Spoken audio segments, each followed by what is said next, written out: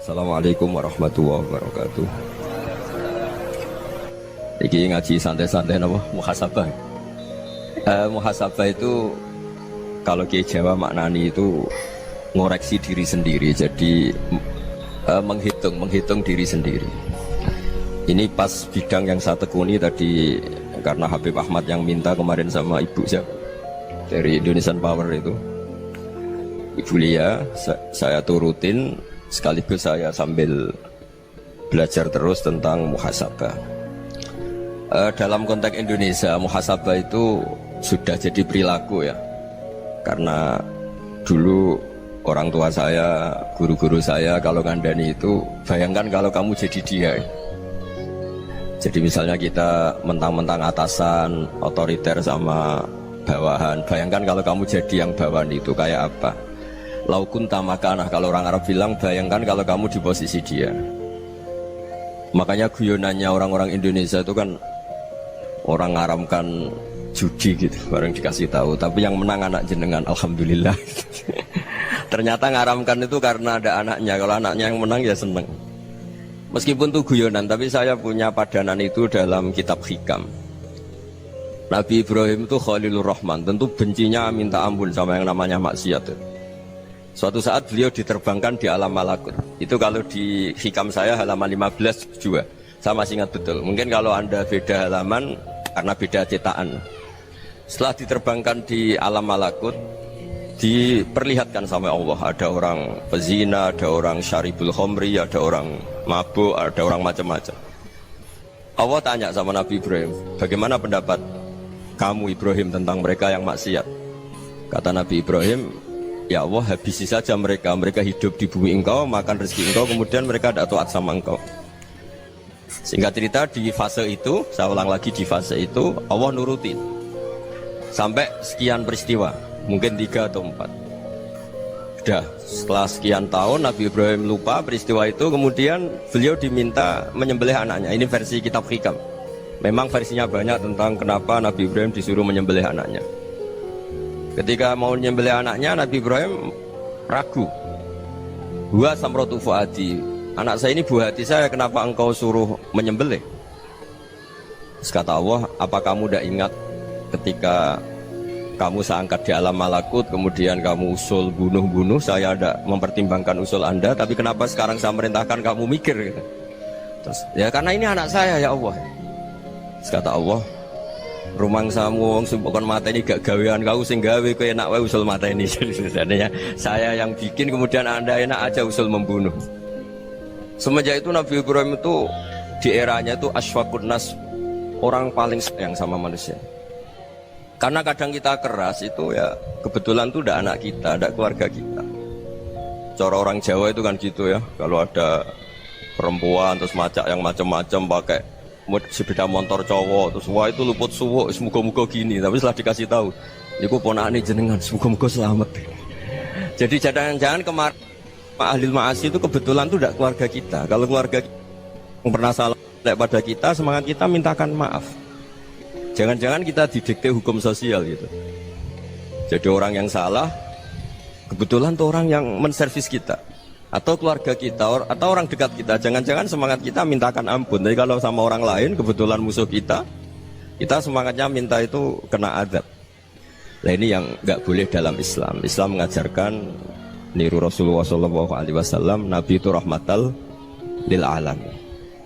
Bahkan kemarin saya ngaji virtual sama beberapa habaib. Ada Habib Ali Al-Jufri dari Mesir gitu ya. Ada Habib Alwi dari Kuitang, ada Habib Nabil Al-Musawa.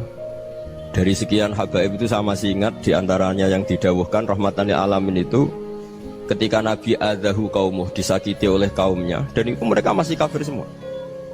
Itu mereka dapat doanya Nabi, Allah mahdi qaumi fa innahum la ya'lamun. Kayak apa baiknya Nabi, orang yang menyakiti, yang melukai ya. Tapi Nabi masih berdoa, Allah mahdi qaumi fa innahum la ya'lamun. Sayyidina Umar dapat doanya Nabi itu ya khina kana kafiran, ketika masih kafir didoakan, Allahumma aizzal Islam bi Umar. Itu ketika masih kafir. Itu pelajaran bagi kita bahwa yang sedang tidak cocok pun itu berdapat doa kita.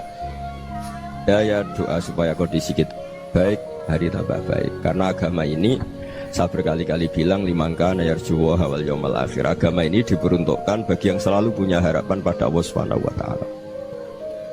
Saya cerita muhasabah ini tentang hubungan kita dengan Allah. Di Indonesia itu banyak orang fasik, banyak orang nakal. Ya di mana-mana orang nakal itu ya mayoritas, wa aksaruhum fasikun. Tapi berkahnya harapan. Mungkin saya kira nakal sok benda, mungkin saya kira sholat sok ben sholat, mungkin sekarang belum sakho, belum dermawan, suatu saat dermawan. Barokahnya itu kefasikan ini dianggap sementara, sedang fasik, sedang tidak benar. Karena kiai-kiai kita, para guru-guru kita, para habaib utamanya itu mesti bilang semoga husnul khotimah. Nah barokahnya doa itu semoga husnul khotimah itu menjadikan satu pola sosial. Yang sedang fasik ini masih diharapkan jadi lebih baik, jadi lebih sehingga kita tidak ngambil sikap ekstrim yang ingin menghabisi atau ingin mengadili, tidak, karena selalu kita punya harapan. Dan agama ini limangka nerjuwo hawal yaumil akhir. Bayangkan itu kalau yang nakal itu anak kamu, pasti kamu nggak ingin kan langsung dapat azab, dapat apa. Padahal kita semua jadi tokoh ini abul kulli, bapak dari semuanya.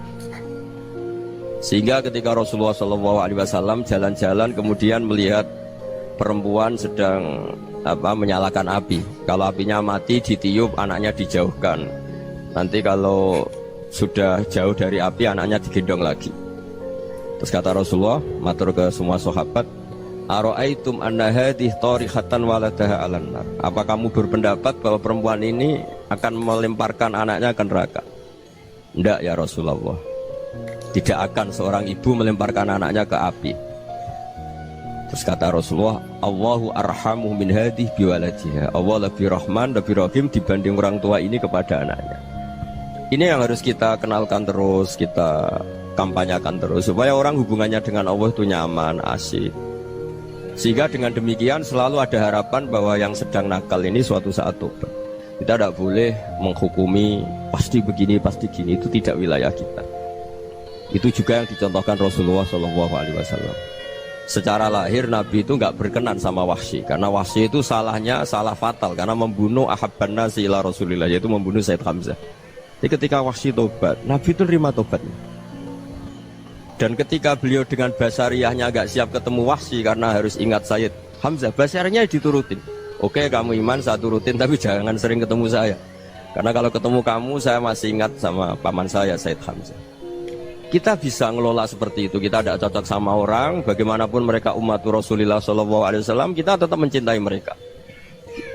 Misalnya kalau beda agama, mereka sama-sama orang Indonesia, kita mencintai mereka atas nama warga Indonesia. Tapi kalau misalnya potongannya ora cocok, beda kultur, bawaannya itu mangkelno cara Jawa, ya bisa diilmoni, jangan ketemu. Wong sudah tidak cocok, ingin ketemu nyari solusi, roh ini tok seneng itu kan ya repot itu. Ya sudah, kalau nggak pati cocok ya jangan sering ketemu. Dan itu kita bisa memanage seperti itu tuh bisa. Saya berkali-kali cerita tentang Imam Syafi'i. Kalau dikasih tahu ya Imam Abu Abdillah, panggilannya Imam Syafi'i, tetangga anda ini ternyata banyak yang nggak senang anda. Jawabnya beliau senang. Ya bagus kalau nggak senang saya, ndak utang saya kata. Jadi gara-gara saman seneng aku ngatur aku ini kan. Nah mungkin saman rasa seneng kan ya enak. Jadi hidup itu dianggap happy. Kalau seneng ya teman silaturahim, kalau nggak seneng ya nggak bakal utang gitu. Baru kayak rasa seneng itu nggak ganggu. Jadi dulu itu orang bisa ngelola seneng ndak seneng itu bisa. Karena ada kearifan hubungan dengan Allah Subhanahu wa ta'ala. Hidupnya selesai karena masyghul bi dzikrillah, mereka sibuk dengan Allah. Makanya kata ulama-ulama tasawuf, kamu jangan melihat manusia perilakunya, tapi kamu juga harus ingat yang gerakkan semua itu Allah Subhanahu wa ta'ala. Dengan demikian kita faroh, kita senang. Makanya Nabi kalau ngutus Anas bin Malik kemudian nggak kesampaian yang diinginkan karena Anas main, ketika garwa-garwani Nabi agak tersinggung, Nabi andaikan Allah menghendaki yang saya inginkan kesampaian, pasti itu kesampaian. Jadi dianggap kegagalan Anas gak manggil yang dituju Nabi itu ya kersane Allah, ya enteng saja. Sayyidina Ali lebih parah lagi yang dialamin. Itu dalam beliau kalau dipanggil tuh gak cepet-cepet ke sana. Ketika ditanya, kenapa kamu tak panggil gak cepet ke saya? Amin tu ukubatak, karena aku tahu kau orang baik. Orang baik itu pemaaf. Jadi makanya orang-orang soleh dulu itu bodoni itu. Makanya sekarang kalau ada orang bodoni itu mesti dibidik orang soleh. Kalau orang-orang soleh itu kakean husnudzon lagi sering dibodonin. Abdullah bin Umar itu masyhur itu. Kalau ada budaknya sering sholat, sergap sholat itu dimerdekakan. Akhirnya nggak sholat pun pura-pura sholat. Akhirnya juga dimerdekakan. Ketika ditanya, kenapa engkau merdekakan? Padahal mereka sholatnya menipu engkau, kata pembisik-pembisik itu. Man khoda'ana lillah in khoda'na lah. Dia nipu atas nama Allah, berarti saat tertipu juga atas nama Allah. Gak masalah dong, semuanya demi Allah Subhanahu wa ta'ala. Jadi ketika kita ketemu mensifati Allah Ta'ala itu ghafir, Allah pemaaf. Jangan kamu nggak fair untuk diri kamu nyifati Allah ghafir, pada orang lain Allah kamu sifati syadidul iqab. Jadi Allah kamu atur, kayak MC tadi ngatur saya. Jadi Allah itu apa? Kalau pada saya ghafir, kalau pada musuh saya syadidul iqab. Itu nggak fair. Kalau Anda punya harapan kepada Allah karena Allah Rahman Rahim, Allah ghafir, sebenarnya Allah pada musuh kita ya bisa saja Allah ghafir, bisa saja Allah Rahman. Sehingga kita melihat orang lain yang kita tidak cocok itu ya enteng saja. Itu min ummati Rasulillah sing tanaluhu syafa'atu, tanaluhu sa'atu rahmati, tanaluhu fair. Jangan dengan kita kayak mesti dapat rahmat. Jangan orang lain kayak Allah pasti syadidul iqab. Itu tidak boleh. Sehingga ketika ada orang Badui, singkat cerita orang Badui ini kencing di masjid, semua sahabat membentak dia. Yang nggak bentak hanya Nabi tok. Saking mangkalnya orang ini karena semua sahabat bentak kecuali Nabi. Setelah dibenarin Nabi, terus Nabi nyuruh sobbu ali dhanuban min ma'in. Setelah disucikan masjid itu, dia berdoa keras sekali. Allahumma arhamni wa Muhammadan wa la tarham ma'ana ahadan. Ya Allah, yang berhak dapat rahmatmu hanya saya dan Nabi Muhammad, yang lainnya jangan. Karena yang lainnya tuh jengkelin, gitu aja saya salah dimarah-marahin. Jadi kalau kamu doa terbatas ya kayak orang Bedui ini, kayak orang Arabi.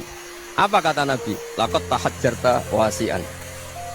Allah yang rahmatnya luas menjadi kamu sempitkan karena kamu mau atur Allah hanya rahman pada Indonesian Power, pada NU, pada kita, yang orang lain nggak perlu dapat. Itu kan kasihan Islam, karena Islam terus nggak dimiliki semua orang. Allah nggak dimiliki semua orang, Rasulullah nggak dimiliki semua orang, karena di NU, di ormas tertentu, di nggak boleh seperti itu. Nggak boleh takhasyar tawasian, kata Nabi, nggak boleh mempersempit zat yang rahmatnya itu luas.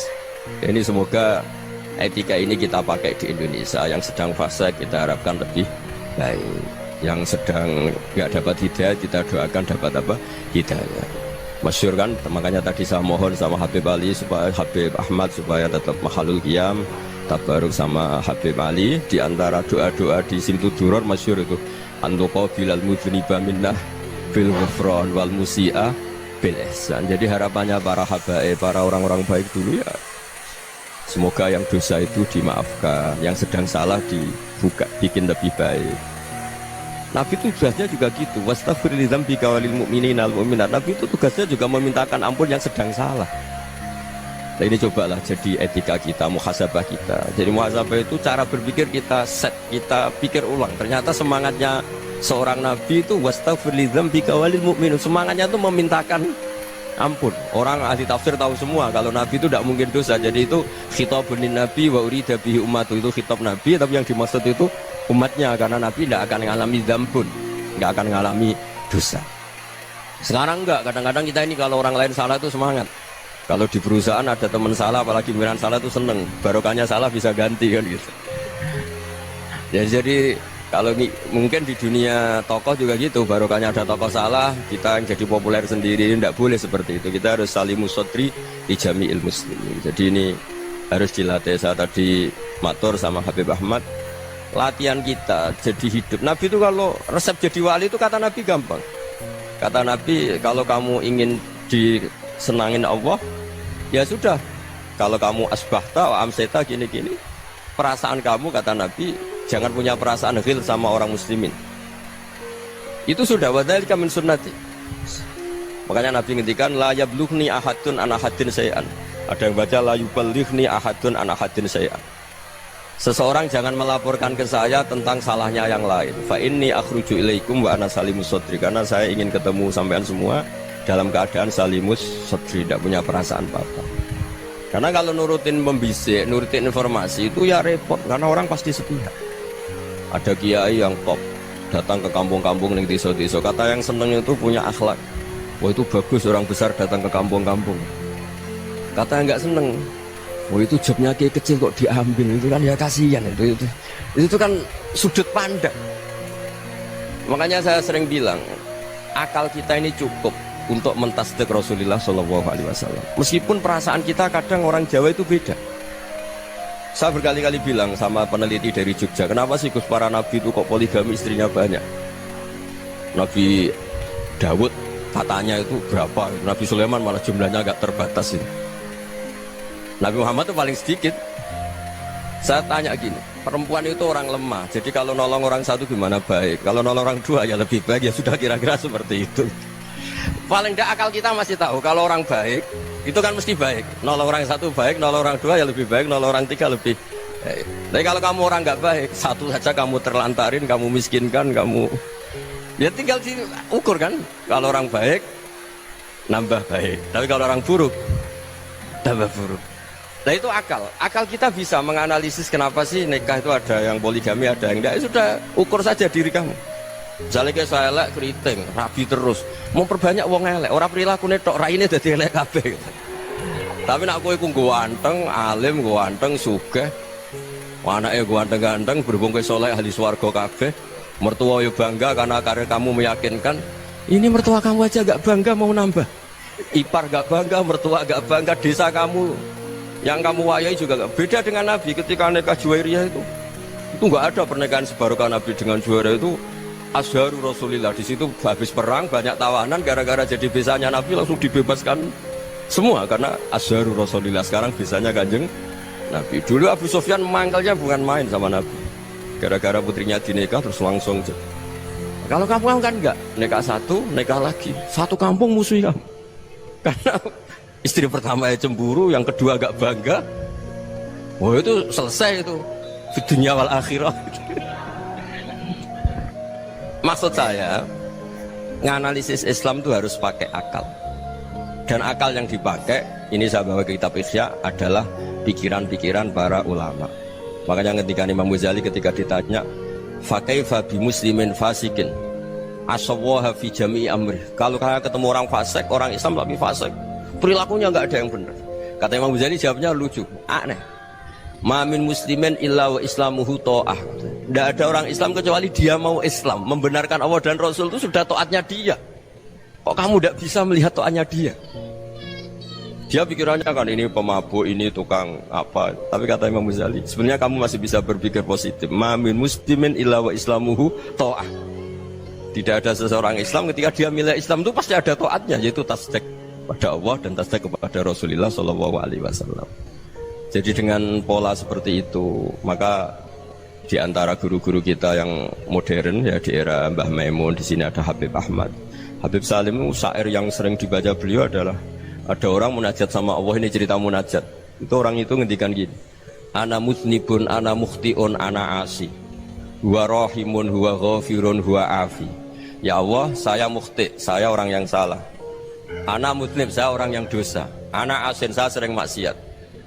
Tapi engkau ya Allah, engkau ghafir, pemaaf. Engkau rahim, maha pengasih. Engkau afin, yang mudah memaafkan. Kata orang ini, ya agak kurang ajar, tapi saking senengnya sama Allah.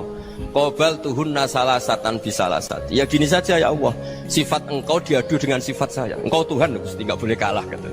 Terus wasatah liban ausofu ausofi, dan kau pasti pemenangnya gitu. Jadi ada orang rayu Allah dengan cara seperti itu ya ada ya. Saya ini manusia, salah saya banyak. Engkau ampunannya banyak. Engkau Tuhan, Gusti, nggak boleh ampunan Anda, ampunan engkau kalah dengan salah saya. Nggak boleh Tuhan kok kalah. Jadi untuk supaya orang punya harapan gitu. Banyak juga wali-wali yang jadab ketika datang ke makam Rasulullah SAW. Itu kalau dongo ya agak kacau sebetulnya, cara syariat agak kacau. Ya Allah, engkau punya dua pilihan. Jika engkau menjadikan saya soleh, surah habibu, yang senang kekasihmu, yaitu Rasulullah SAW. Tapi jika engkau menjadikan saya fasik, surah adubu, yang senang itu setan. Monggo jenengan mau menyenangkan kekasih jenengan, mau menyenangkan musuh jenengan, monggo. Jenengan bebas kok memilih. Mestinya Allah ya senang menyenangkan kekasihnya. Jadi ya, intinya Allah dipaksa untuk menjadikan dia orang soleh gitu. Jadi kayak kemarin itu Pak Gus siapa? Yang kesini itu. kuliah ke sini itu sama Habib Ahmad. Saya pertama nggak mau, lama-lama Habib Ahmad. Ini gimana Gus? Orang taunya saya dekat jenengan, kalau nggak kasil saya malu. Waduh, ini kayak doanya wali yang tadi. Nggak punya pilihan, nggak ada pilihan. Jadi saya mohon muhasabah itu dimulai cara berpikir. Makanya di sini sebetulnya tag ini supaya dapat barokahnya Ihya. Ini kitab yang disenangi para habaib, para ulama. Sebetulnya tag di muhasabah itu redaksinya gini ya, yang lengkap.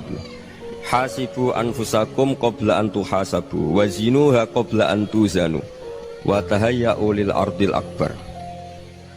Jadi ada kata wazinu, jadi ukur. Perilaku Anda ini diukur, ditakar. Misalnya kita sebagai suami kan ya punya hal-hal yang kita tidak ideal. Corong Jawa mesti pesek, cara rezeki ya pas-pasan ya. Dan kita juga kalau makanya agak boleh tanya istri begini, apa saat cinta pertama Anda? Pasti Anda kecewa. Orang jadi istri hanya korban terakhir gitu. Sudah. Karena orang kalau ngelamar kemana-mana gak jadian, jadi istri itu pasti korban terakhir gitu. Jarang istri pilihan pertama, jarang. Ayo semua yang nikah. Rata-rata itu pilihan Anda pertama Pak, dari sekian ditolak di mana-mana terus. Ya perempuan terakhir. Kamu juga korban terakhir gitu. Itu wali-wali dulu kalau ngandani kita itu sederhana. Antal ini masyhur diceritakan Habib Zain bin Semit dalam kitab Al-Manhajus Sawi. Antalam tajid min nafsika kullama turid. Fa kaifa turidu min ghairika kullama turid.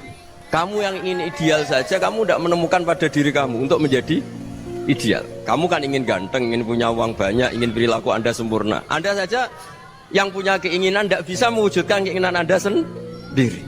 Fa kaifa turidu min ghairika ma turid. Jadi antalam tajid min nafsika kullama turid. Fa kaifa turidu min ghairika kullama turid. Kamu yang punya keinginan saja. Misalnya saya ingin punya uang banyak, perilaku saya selalu benar, gak pernah salah. Loh, saya yang ingin saja dengan diri saya gak bisa untuk benar terus. Kok kamu berharap orang lain selalu benar? Jadi antalam tajid ya sama. Kalau kamu menuntut istri kamu itu ramah, neriman, apa kamu neriman sama wajah istri Anda gitu? Engko yo polah ning dindi jajaki sana jajaki sini, kamu sendiri ndak tahu apa. Jadi itu nasihat yang luar biasa. Antalam tajid min nafsika kullama turid, fa kaifa turidu min ghairika kullama turid. Kamu mau menghormati semua orang, ndak mau kan? Kemudian Anda berharap semua orang menghormati kamu tidak ingin kan orang lain semua menghujat kamu. Sementara kamu enak aja menghujat orang lain. Makanya Rasulullah SAW luar biasa ketika bikin kaidah sosial. Apa la yu'minu ahadukum hatta yuhibba li akhihi ma yuhibbu li nafsi. Jadi kalau ukuran iman itu sederhana. Kalau sesuatu itu baik, nyaman bagi Anda ya bayangkan itu pada teman Anda. Misalnya Anda bangun tidur sudah acak-acakan, gak punya uang, utang jatuh tempo, kan gak ingin ketemu orang. Ya kamu jangan bertamu ke jenis ini karena dengan kamu yang alami juga gak siap ketemu orang. Makanya ada Habib Alim itu dilapuri sama seseorang. Beb, dulu teman saya itu ketika saya kaya itu sering main ke saya. Setelah saya miskin, mereka tidak main ke saya. Kata Habib itu, bagus, sunnah Allah begitu itu bagus. Coba kalau kamu dulu kaya, teman kamu main kan kamu gaya. Di rumah ada makanan, bisa hormat tamu. Setelah kamu miskin jadi buruh manol di pasar atau buruh bikin boto, teman kamu datang, malu enggak kamu? Mendingan enggak datang gitu. Akhirnya baru, oh ya alhamdulillah kalau gitu. Loh ya kan dulu teman kita datang, kita ada Alphard, istri cantik, rumah bagus. Lah kita miskin, buruhnya orang pas dibentak-bentak, teman kamu udah datang. Milih datang kamu enggak kalau setelah kamu jatuh? Enggak kan? Jadi barokahnya ilmu itu terus. Ya, tapi kadang-kadang orang tuh, wah setelah saya miskin teman-teman enggak kasih kesini. Ya kalau kamu sudah jatuh, teman-teman kamu situ jadi tontonan. Ya mulai sekarang cara berpikir itu dirubah. Dulu yang namanya kiai itu kalau diundang orang itu ya agak-agak senang. Semenjak saya itu agak rubah. Mengundang kiai, ngatur kiai itu tak haram-haramkan ya ada lumayan lah sekarang itu sudah mulai agak beretika. Dulu itu ngundang tuh tanggalnya ditentukan, jamnya ditentukan. Enggak mikir apa kiai saat itu nganggur, enggak. Punya wadifah, enggak. Dia milih tanggal yang dia nganggur, enggak mikir pas itu kiainya nganggur apa, enggak. Ya saya hanya cerita aja, kamu tersinggung ya monggo, boten ya monggo itu kan. Jadi saya mohon supaya tadi saya juga matur ke Habib Ahmad. Jadi untuk orang merasa ikut sunnah Rasul itu gampang sekali kata Sayyid Muhammad. Dulu Nabi berpakaian ala daerahnya. Kalau mikot ya pakai mikotu baladi. Karena Nabi orang Medina dan beliau berdomisili di Medina, ya misalnya mikotnya dari Bir Ali misalnya. Tapi kalau Anda orang kawasan Tanim mau umrah ya dari Tanim. Misalnya kawasan Jirona ya dari Jirona. Artinya apa? Kamu ngambil mikot karena Nabi mikot misalnya dari Bir Ali, bukan berarti kamu harus seperti Nabi di Bir Ali. Kamu orang Mekah, misalnya kamu orang Tanim, orang ya harus dari mikotu apa? Baladi. Sama, makanya di fikih-fikih itu kalau teknik anak, Nabi orang Arab, halawiyatnya kurma ya kurma. Kalau orang Jawa sedegan, semua podo-podo. Ya podo-podo manis. Jadi ini tabaruk sama Sayyid Muhammad, ini ada murid beliau Habib Ahmad, saya baca supaya orang itu merasa ikut Nabi itu gampang sekali. Ini saya baca di halaman tadi disaksikan Habib Ahmad 433 di kitab apa begini? Manhajus Salaf fi Fahmin Nusus. Itu kata Sayyid Muhammad, wa kanat sunnatu Rasulillah annahu yat'amu ma yajiduhu fi ardi wa yalbasu ma yajidu wa yarkabu ma yajidu mimma abahu wa ta'ala. Faman istamala ma yajidu fi ardi fa huwa al-muttabi' lis-sunnah. Kama annahu hajjal baita min madinati. Faman hajjal baita min madinati nafsihi fa huwa al-muttabi' lis-sunnah. Wa illam takun hadhil madinatu tilka. Jadi intinya misalnya Nabi dulu itu ngasih sedekah kepada fakir miskin ya pakai dinar, dirham. Ya kalau orang misalnya sedekah pakai rupiah ya sudah ikut sunnah Nabi. Jangan, lo Nabi pakai dinar loh, kamu kok pakai rupiah. Dulu dinarnya Nabi udah ada tulisannya Bank Indonesia, kamu kok ada tulisannya Bank. Ya tidak ada seperti itu. Ya jadi misalnya Nabi sedekah pakai tamar atau pakai al-aqid, ya kita pakai beras, pakai apa. Supaya orang tuh bahwa Rasulullah itu milik kafatal linnas, milik semuanya. Sehingga merasa ikut sunnah Nabi itu ya semuanya. Makanya dulu Mbah Mun kalau motivasi saya supaya bombong, kalau orang Jawa bilang bombong. Wong Jawa mesti ono wong alim. Beliau menyontohkan Mas itu Mbah Fadol, Senori, Mbah Ihsan Jambes itu bisa ngarang-ngarang kitab luar biasa. Padahal beliau bukan orang Arab. Imam Sibawa itu orang Persia, Imam Ghazali orang Tus itu juga ikut Persia. Kata Mbah Mun, wong sing ora Arab lah mesti untuk jatah alim kata beliau. Karena Nabi itu diutus ke fatal linnas. Nanti kalau orang yang alim itu Arab tok, berarti tidak ada perwakilan dari Afrika, dari Asia Tenggara, dari mana-mana. Makanya karena Nabi statusnya itu kafatal linnas. Jadi kita harus bangga sebagai Muslim, sebagai orang Indonesia karena misalnya Wali Kutub dulu terkenalnya hanya ada di Yaman, di mana. Ternyata pernah ada juga di Indonesia dan seperti Habib Abu Bakar Segaf Gresik. Jadi ya artinya kan tetap orang Indonesia meskipun beliau zuriyah Rasul kan ya sudah orang apa? Orang Indonesia. Zuriyahnya Habib Ali Simtuduror sekarang di Solo. Jadi Indonesia juga dapat alawin banyak dari Sadatin al-Alawin juga banyak. Jadi saya mohon barokahnya ngaji seperti ini.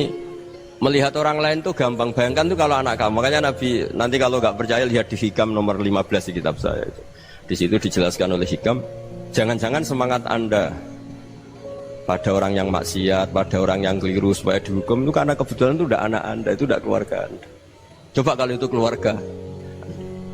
Makanya kalau saya guyonan di Jogja itu ada pembantu mecahkan piring terus dimarahi majikannya. Saya mesti guyon gitu. Pasti itu pembantunya tidak cantik. Kok bisa Gus? Andekan cantik dan kamu senang mecahno piring satu, piring 1000 ora iso ngamuk kowe. Ternyata ngamuknya itu karena mecahkan piring apa karena plus tidak cantik? Coba jawab para lelaki ini. Kamu marah sama orang maksiat itu karena maksiat karena plus itu udah anak Anda.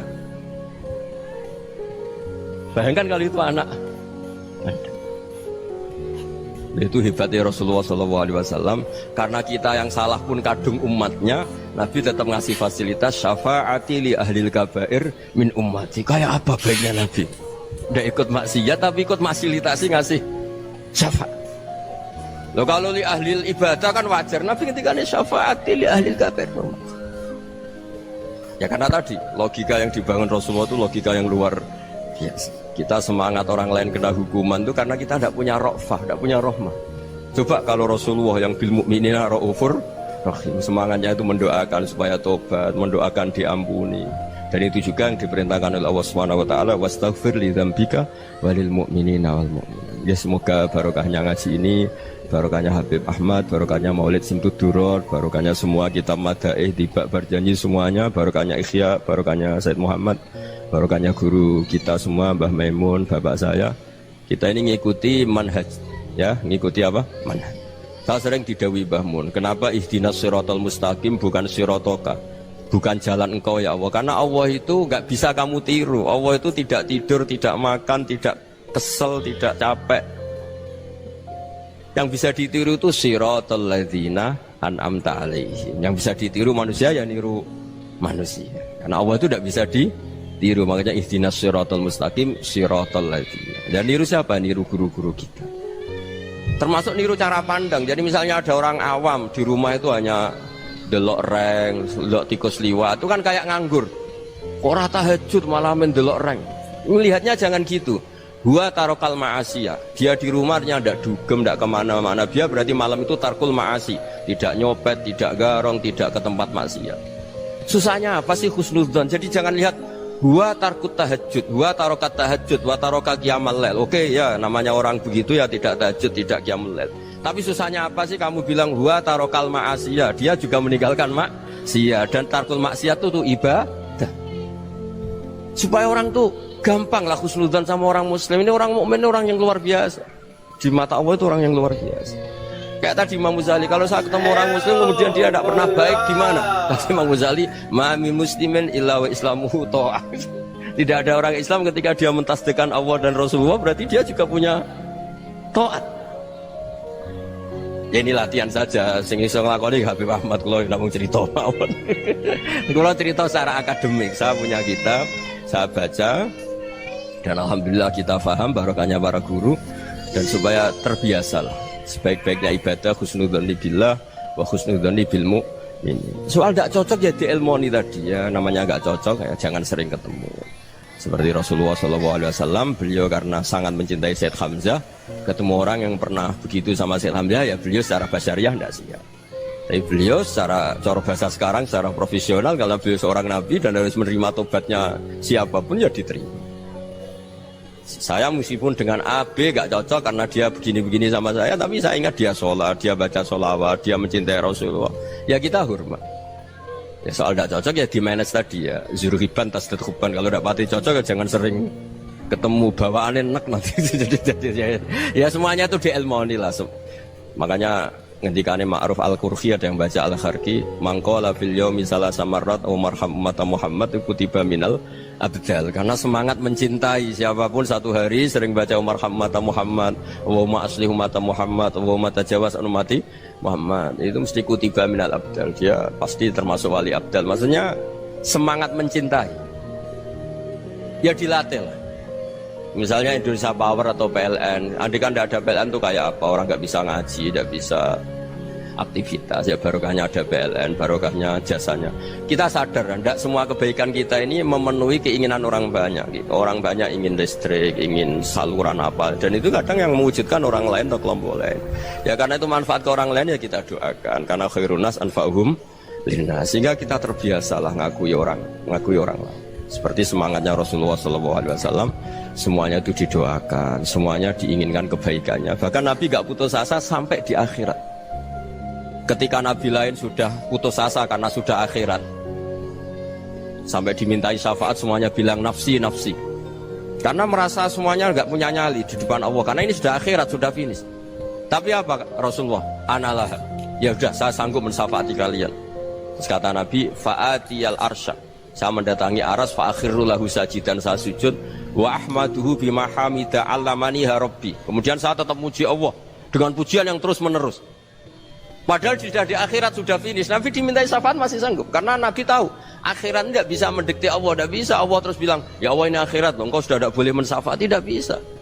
Allah tidak bisa diganggu akhirat. Allah tidak boleh dibatalkan rahmannya oleh akhirat. Allah tetap Rahman Rahim abadal abad.